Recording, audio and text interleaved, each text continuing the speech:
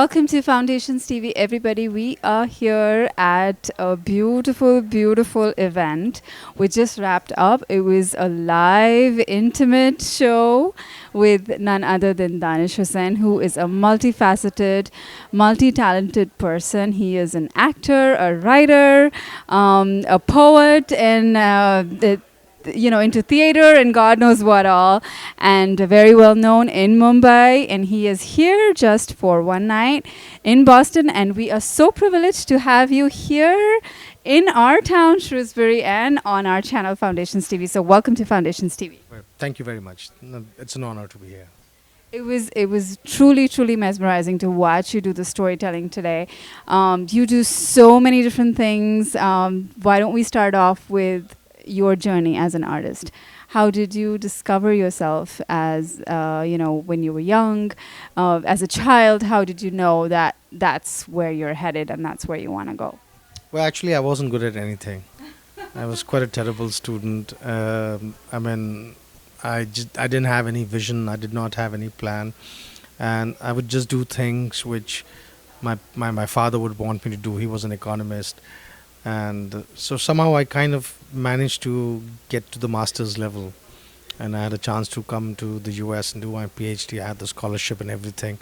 But then I thought that, I barely managed to clear my master's. I can't spend another 4 years doing a PhD.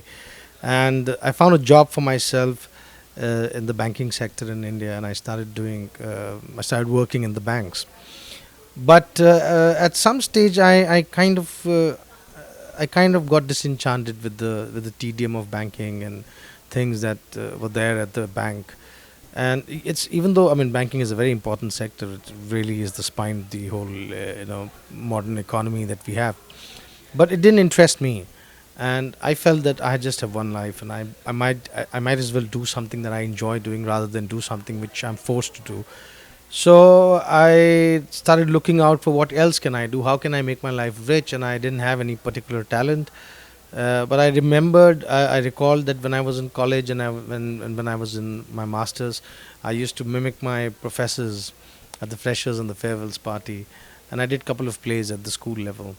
And I remember there was a particular professor, Professor Kaushik Basu, who's now the chief economist of the World Bank.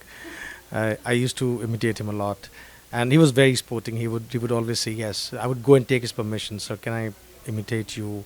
And he would say, yeah, sure. So I thought maybe I can do theater. Maybe there is something. Maybe I can do acting, because that is the only thing I've come closest to in terms of having any skill. And I did not know of anyone at that time. I did not even follow theater, so I had no idea where to go to. And at that time, Barry John had suddenly become. He was a great theater director, but he became more public because two of his disciples, Shah Rukh Khan and Manoj Bajpayee, kind of became great stars. So I found Barry's number and I called him up and I said, Barry, can I come and work with you? And he says, well, have you done something? I said, no, I haven't. He said, you'll have to do a 3-month acting workshop. I said, sure. So I started off by working in the bank, and in the evening I would go to Barry's acting workshop, and I would learn all those acting lessons he would give. And then after 3 months, this was 1999, he said, well, you're free, go out, audition, be an actor. I said, but I want to work with you. So he said, then wait for me to do a new play. And luckily, a couple of months later, he did a new play. It was a Vijay Tendulkar play, Khamosh Adalat Jari Hai. And I got Ponche's character in that, and that was my first performance on stage in 1999. And then it just took off after that.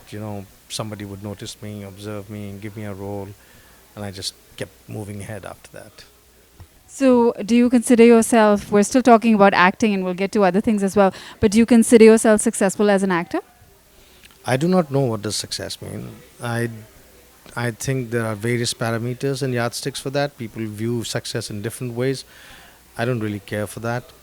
I think success is when a job is done well. When I get an assignment to perform, or when I get an assignment to act, or when I get an assignment to write something, those for whom I'm doing it, if they are happy, so the audiences are happy, the director is happy, the filmmakers are happy. So those who are investing in it and who have a stake in it and have come and watched my performance or come and see my work, If they go back satisfied, I think I'm successful then. Otherwise, I mean, just because you should walk in a mall and everybody should recognize you, I don't count that as a measure of success. Those are things which are like byproducts. They happen. Yes. Absolutely, and it takes a lot of courage to do something that you did, to stop doing the traditional job and switch to something that is your passion full time. So definitely, that's creditable. There's a lot of people who dream about doing something like that and never find the courage to do it. Courage is an abstract word. It doesn't exist. There is nothing like courage. People do things out of compulsions. Whatever their compulsion is, that leads them to do whatever they want to do, whether it's good, bad. By in hindsight, you can say it was very courageous, or it was very inspiring, or it was a very regrettable act. But actually, when we do anything, we do out of compulsion. My life had reached a moment in that at that point of time where it was my compulsion to leave the bank and do something else. I would not have continued in the bank. It was so suffocating for me. So there was no act of courage or bravery in that. It was simply, I can't live like this anymore. The next day I have to wake up and I have to do something else. Otherwise I won't be able to breathe. So I think it is really the compulsions that people have that define what they become or who they are. And you need to choose your compulsions well, I must say. That's it. And the compulsions could be internal as well as external. So Yes, we live in a dynamic world, so obviously nothing is isolated, nothing is secluded. Everything is working in tandem, and there are conflicting, opposite, all kind of forces at work. So the compulsion can come from anywhere. and as they say, when you have a compulsion, the universe comes together to make it happen for you. So what happened to make you a writer and a storyteller? The absolutely phenomenal storytelling that you did today. What got you here, and how did you, develop that art? Well, I think the point is this, that everybody is living with their own struggle. Everybody is doing their own stuff. Nobody really has the time. We all are inhabiting our own personal universes all the time. So nobody really cares as to who you are and what you are doing. The thing is this, that it's not that when you start doing something, people would obstruct or conspire, or they would come and help you. People are just doing their own stuff. People are doing what they have to do. You have to do what you have to do. And when you have to do what you have to do, at some stage you have to reach out to the larger world, because we do not work in isolation. We do not create things in isolation. So if you're an entrepreneur, you're setting up a company, you have a product, you have to sell it. Eventually you have to reach out to people. If you're an entertainer, you're creating something which would entertain people. Eventually you have to reach out and say, okay, this is my stuff. And I believe that if people kind of if people spend a lot of time in planning and designing and in testing things, the chances that what they are coming out with would work. So a lot of people, they kind of do things in haste, and they don't spend time too much thinking, planning, designing stuff, and they are more interested in just implementing it. I think it is a little patient process. You have to be a little more patient, and if you be patient, if you invest properly in conceptualizing things, in designing things, planning things, then finally when you land and you say, okay, this is what I have to offer, most people perhaps would like. And if you fail, well, no problem, try again. Now you have a very matter-of-factly way of dealing with situations and questions, I guess, here in this context. And even when you were, relating the stories over there in front of the audience, there was a connect that was going on between you and the audience. Everybody was just, like the phones were off, and voluntarily, not forcibly. So everybody didn't want to miss a second of the action that was going on in that room. So where is that inspiration coming from? To me, it seems like it's coming from real life, just the way you're talking in a very matter-of-factly way, and the experience level that you have probably of travel and the education, everything kind of, is it life, or is it a person, or just a natural tact that you have, a natural born skill that you have? What is it that makes you so beautiful as a story and so inspiring as a storyteller? I normally don't think about people who think about themselves a lot. So I don't spend time on myself in the sense that, yes, of course, like any other person, I also like when people like me, when they compliment me, when they say nice things about me, you know. So I'm just like any other normal human being. Things, I appreciate when people come and say nice things to me. But I'm saying I don't dwell on them. In the sense that my work is not finished. This is a performance. It's over. People liked it. It's like a bird which perched on your shoulder, and people are praising the bird actually. And now the bird has flown off, and now I have to find another bird to sit on the shoulder. So it's more like that. And I'm sorry, I forgot. What is the other thing that you asked me? Well, Jin, I don't really know. I mean, things just kept happening, and then one day I just happened to be the way I am in front of you. But the thing that, like you, if you would remember in the question and answer session, people ask me something. This is what I say. I think primarily, I have to enjoy, and I have to imagine, and I have to see things. So it's really about my pleasure in that sense. I'm being selfish, in that sense. So if the storyteller is imagining and seeing everything and is enjoying the journey, uh, the likelihood is that the audiences would also see and would enjoy the journey and would go. And at the end of everything, the underlying thing is you want to pleasure people. That is really the crux of it. Why am I doing it? At the end of it, I'm not doing it. I mean, I'm not doing it for some personal glory, or I'm not doing it because oh look, I have to push these things down your throat. I'm doing it because I want people to have a good time. It's for the pleasure of the audience that has come there. And unfortunately, I can't play a guitar, and I can't sing, I can't play a tabla, I don't have any other skill. This is what I have. So I try doing what I have. Yes, sir. I would be. So I try doing what I have, and I try doing it to the best of my ability. And I hope that in that moment of performance, I can create a certain kind of happiness, a certain kind of momentary forgetting of what people's lives are, and they just enjoy the experience. And then after that, they just go happy, and that's all that's there to it. So that's really, this is what it is. So when people feel happy, when people respond, when they are enjoying the story, my pleasure comes out of that. The more you enjoy, the more it heightens my pleasure, and that's really what I'm seeking most of the time. So now you did say that you have performed for an intimate audiences like this, and you've also performed for large audiences like up to 5,000 people. So is it that you enjoy intimate settings more than the larger settings, or is there a preference? I think there is a critical mass. After that, the performance kind of dissipates.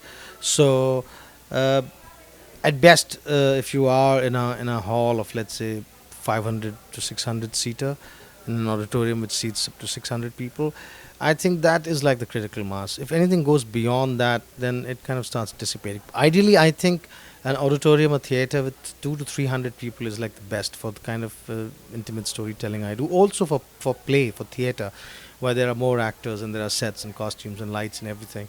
Unless you're doing a very big spectacle, I think essentially the upper limit for me would be something like 600 to 700 audience member, and preferably 2 to 300 to 400 people.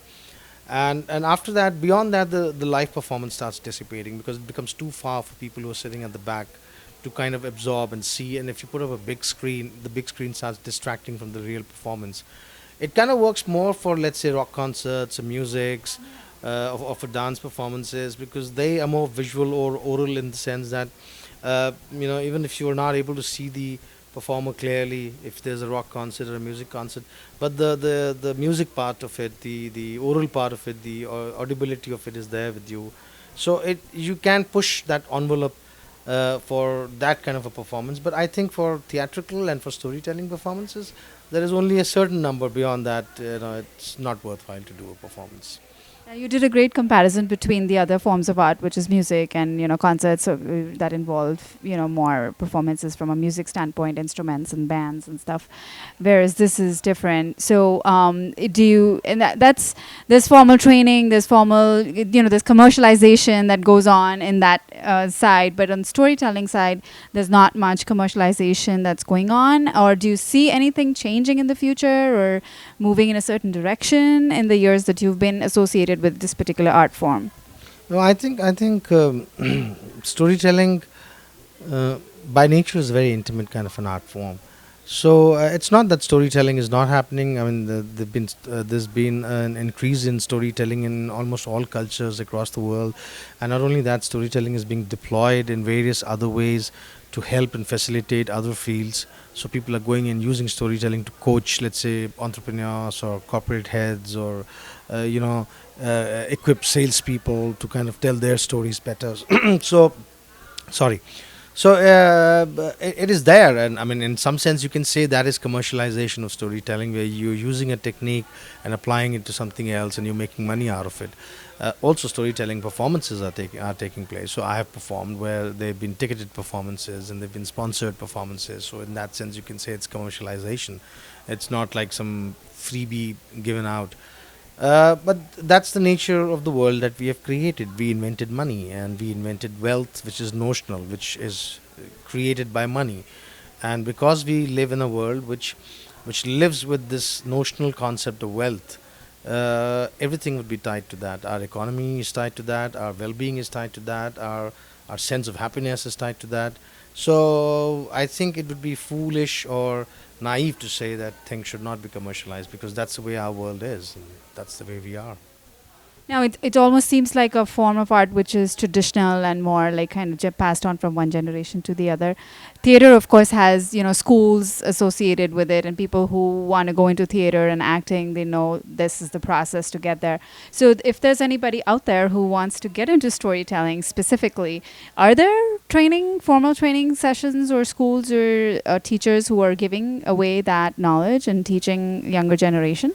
Well, I do not know of any formal schools. I mean, there are art forms of storytelling, like Pandwani is there. That, like down south in Kerala, there is this art form of storytelling. Like Kathak itself is a dance drama.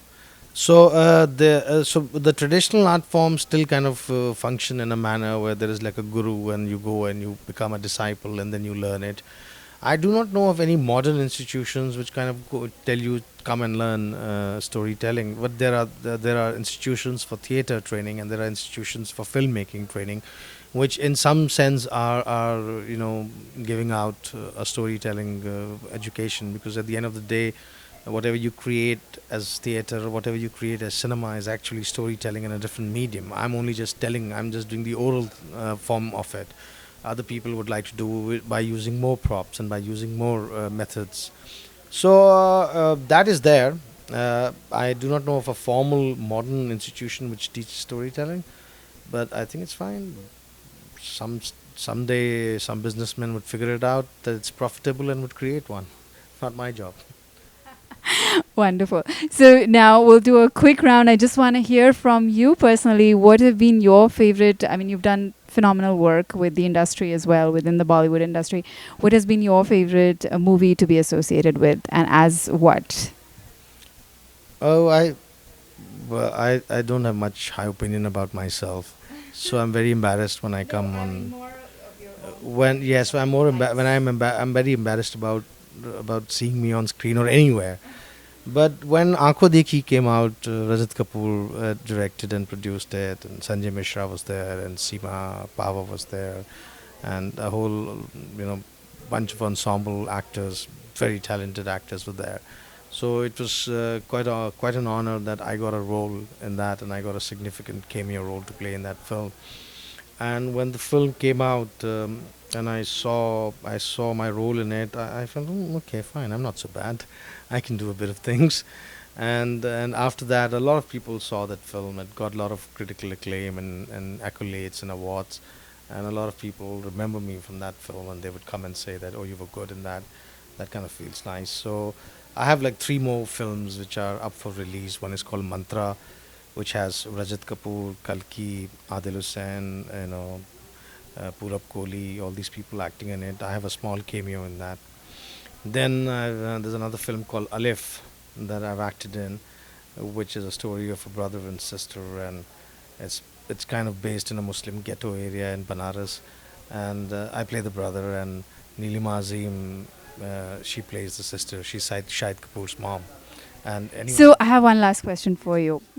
What is your opinion about awards, and are you aiming to achieve any awards? given that I'm one of the people who returned his award last year, I certainly am not the candidate who wants award or is wishing for more award. And when I returned the award, I wrote a blog for India Today, and I said that uh, uh, when someone gives us an award, it is a recognition of our work, and it feels very nice. It feels very nice that whatever we've done is appreciated. So when an artist say, "I want to return my award," it is not an easy decision for the artist. So people think that, oh, this is just a gimmick, and people think that this has just been done as a posture. That's not correct.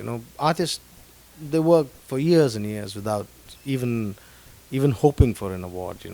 And when someone actually steps out and say, "Look, we think you've done a good work," whether it's a state or whether it's a peer organization, you feel very nice about it. So it is a hard decision to return your award, because you are in some way discrediting everything. You are in some way kind of trying to roll back the history. So it was a difficult decision, but then I believed in that whole debate and that whole discourse of tolerance and intolerance that was happening in the country, and I think that censorship which was happening, and censorship not necessarily means that what you say cannot be, you can't post things on your Facebook, or which also happened. People posted things on their Facebook and they were jailed for that, or they were charged for that. Censorship also is that you kind of create an atmosphere where people are afraid to voice themselves, and I think that is also a censorship. Why should anyone feel afraid to say anything? I mean, a lot of fundamentalists, whether from this side or that side or whichever side, a lot of ideologues, they kind of say anything in the garb of religious freedom. But when you kind of counter it, suddenly there is like, oh, no, you can't say this. So I think the artists and the poets and the writers who return their awards, I think it was a very fair way of saying, okay, this is what you think our recognition is. We return our recognition. And I think by returning my award, I was kind of just doing the solidarity bit. I was saying that yes, I believe that there is an atmosphere which is increasingly becoming intolerant, and I do not support that. I think we should become a society which is liberal, which is inclusive, which is empathetic. We are a heterogeneous society. We have very different kind of people all over the country. Someone from Kashmir to Northeast to South India to Gujarat to Rajasthan. I mean, they are very different people, almost different nations. And I think it is fair that we should be inclusive, and we should kind of take along everyone, and not just in India. We should be an inclusive earth. It's just one planet. One day it would just disappear. So I think it's important that we create an atmosphere of empathy, of love, of harmony, and everybody should be free to do what they want. Everybody should be free to create what they want. Everybody should be free to voice what they want, and most of all, women should be absolutely free to do whatever they want to. I think we should make a world safer for them. We should make a world safer for the refugees. We should make a world safer for people who are marginalized, and we should create a more inclusive world. Thank you so much for sharing your thoughts today, and thank you very much for your time. Oh, you're most welcome. Thank you very much.